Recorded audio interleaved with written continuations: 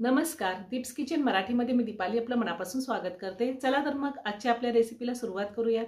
तर आज मी तुम्हाला झटपट असा आलू पराठा करून दाखवणार आहे। त्यासाठी आपल्याला काय साहित्य लागतं ते आपण पाहूयात। आलू पराठा करण्यासाठी मी अर्धा किलो बटाटे घेतले। बटाटे मी कुकरला 3 शिट्ट्या देऊन उकडून घेतलेले, त्यानंतर साल काढून किसून घेतले। मी इथे 1 कप गव्हाचं पीठ घेतले। आपल्याला बटाट्यामध्ये जितकं पीठ मावणार आहे गव्हाचं तेवढंच घ्यायचं आहे।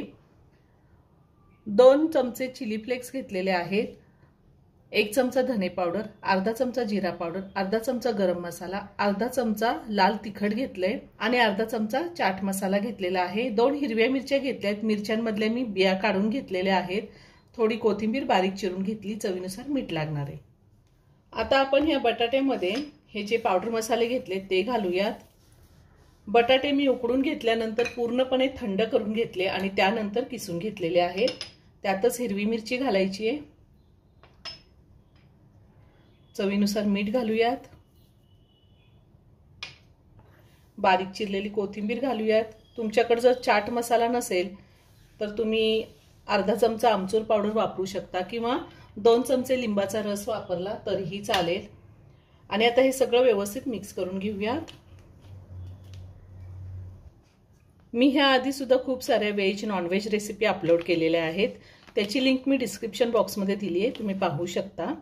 आणि अजूनही तुम्ही माझं चॅनल सबस्क्राइब केलं नसेल तर नक्की सबस्क्राइब करा आणि शेजारील बेल आयकॉन क्लिक करा, म्हणजे मी ज्या रेसिपी अपलोड करते त्याचं नोटिफिकेशन तुम्हाला मिळेल आणि तुम्ही माझ्या रेसिपी बघू शकाल। मी हे सगळं व्यवस्थित मिक्स करून घेतलंय। आता आपल्याला लागेल तसं गव्हाचं पीठ घ्यायचंय। आधी मी अर्धी वाटीच पीठ घेतलेले आणि हे सगळं व्यवस्थित मिक्स करून घेऊयात।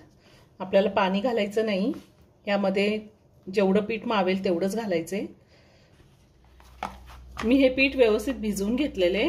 आता मी 10 मिनिटं झाकून ठेवणार आहे, त्यानंतर आपण पराठे करूया। एवढं पीठ भिजवायला मला पाऊण कप गव्हाचं पीठ लागलेलं आहे। साधारण 10 ते 12 मिनिटं झालेली आहे, पीठ चांगलं भिजलंय।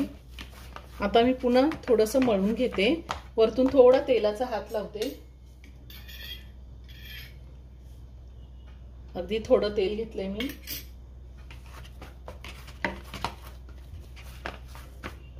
आता आपल्याला याचे पराठे लाटून घ्यायचे। मी पाऊण वाटी गव्हाचं पीठ वापरले।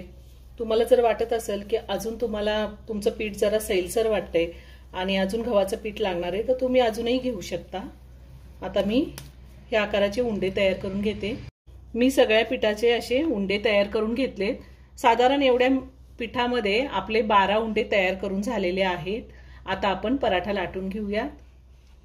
मी इथे कोरडं गव्हाचं पीठ घेतलंय, त्यामध्ये हे पीठ असं घोळवून घेऊया आणि त्यानंतर आपल्याला पराठा लाटायचा आहे। आपण चपाती करताना जसं तेल लावून घडी घालतो, तुम्ही त्या पद्धतीने जरी पराठा लाटला तरी चालेल किंवा असाही लाटून घेतला तरी चालेल। पराठा जास्त आपल्याला पातळ लाटायचा नाही, थोडासा जाडसर लाटून घ्यायचा आहे। आपला पराठा लाटून तयार झालेला आहे। आता आपण तो भाजून घेऊया आणि राहिलेले पराठे सुद्धा मी ह्याच पद्धतीने लाटून घेणार आहे। मी गॅसवर तवा ठेवलाय, त्यावर आता आपण हा पराठा भाजून घेऊया। साधारण 1 मिनिट मी खालच्या बाजूने पराठा होऊन दिलाय। आता पलटून घेऊया आणि आता वरतून मी तेल लावते। तुम्ही तेल, तूप, बटर काही लावू शकता।